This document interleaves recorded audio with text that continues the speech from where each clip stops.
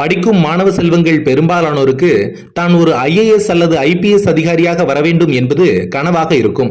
காரணம், அந்த பதவிகளுக்கு உள்ள மரியாதை. IAS படித்தவர்கள் கலெக்டர்களாகவும், உயர்ந்த பதவிகளிலும் IPS படித்தவர்கள் போலீஸ் அதிகாரியாகவும் ஒரு மாவட்டத்தை நிர்வகிக்கின்றார்கள். இந்த பதவிகளுக்கு IPS, IAS படித்துவிட்டால் மட்டும் போதாது. அதற்கான நிர்வாக திறமையை நாம் வளர்த்துக் கொள்ள வேண்டும். நமது நாட்டில் IAS, IPS போன்ற படிப்புகளுக்கு அரசு மற்றும் தனியார் சார்பில் பயிற்சி பள்ளிகள் உள்ளன. தமிழ்நாடு அரசு தேர்வாணையம் சார்பில் இதற்கான தேர்வுகளும் நடத்தப்படுகின்றன. UPSC சார்பில் இதற்கான தேர்வுகளும் நடத்தப்படுகின்றன. அந்த வகையில் UPSC தேர்வு முடிவுகள் வெளியானது.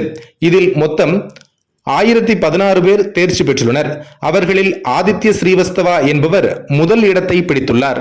தேர்ச்சி பெற்றவர்களுக்கு முறையான பயிற்சி அளிக்கப்படுகிறது. அதன் பிறகு காலியாக உள்ள அரசு பணியிடங்களுக்கு அனுப்பப்படுகின்றனர். IAS உள்ளிட்ட குடிமைப் பணிகளுக்கான ஊதிய கட்டமைப்பை 7வது மத்திய ஊதிய குழு மறுசீரமைத்துள்ளது.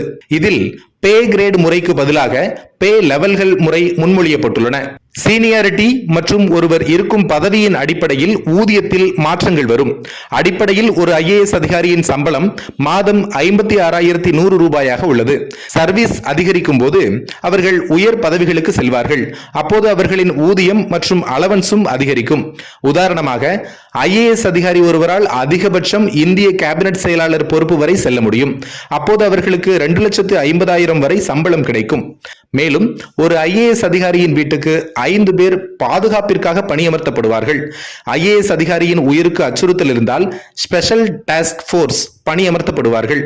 IAS அதிகாரியின் பதவி, ஊதியம் மற்றும் சீனியாரிட்டி அடிப்படையில் பங்களாக்கள் ஒதுக்கப்படும். அரசின் பணிகளுக்கு கார்களும் வழங்கப்படும். ஒரு IAS அதிகாரிக்கு மதிப்பு மரியாதை மட்டுமின்றி அரசு சார்பில் இவ்வளவு சலுகைகளும் வழங்கப்படுகின்றன. ஆகவே தானும் ஒரு IAS, IPS அதிகாரி ஆக வேண்டும் என்றால் அதற்கான முயற்சியும் பயிற்சியும் எடுக்க வேண்டும். அவ்வாறு இருந்தால் IAS, IPS கனவு எல்லோருக்கும் சாத்தியமே.